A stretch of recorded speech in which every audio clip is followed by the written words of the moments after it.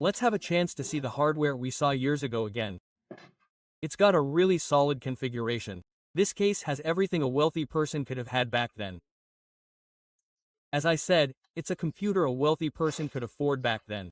As I said, it's missing. First, I want to see the hard drive. Hard drives are good, but they're hard drives. Of course, they used to be connected by thick cables. These cables have now been replaced by SATA cables. Cables are no longer even necessary. M2s that plug directly onto the motherboard have been developed. I'm curious about the hard drive. It's probably around 40 gigabytes. As I said, the 40 gigabytes hard drive is from Mac's store. Our floppy disk reader is also located here. Our Silicrom is here. Let's look at that graphics card. One of the best graphics cards of its time, it rivaled even the Titanics of today. It has a 256 MB chip. It's a great graphics card.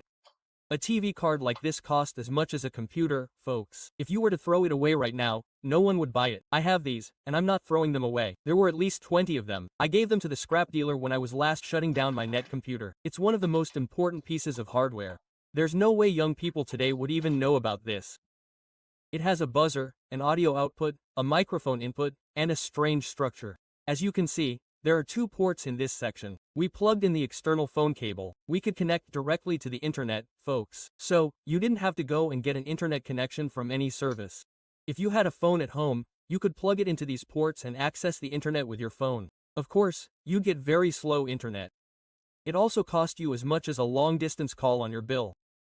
And after that card, with the introduction of modems, such a card started to be installed in cases. Because modern motherboards come integrated, such a card doesn't come with one.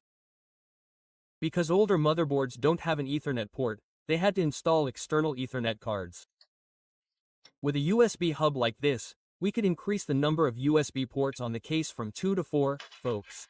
The motherboard is an Asus. Because these motherboards contain so much gold, even scrap metal was worth a fortune. There are 512 by 512 RAM chips, folks. That's a total of 1 GB of RAM, and one of Intel's best heatsinks of its time is a hefty block. The Phantom 4 1.7 GHz is a nice processor. I also unplugged the Philopan's voltage cable and IDE cable. We don't use them these days.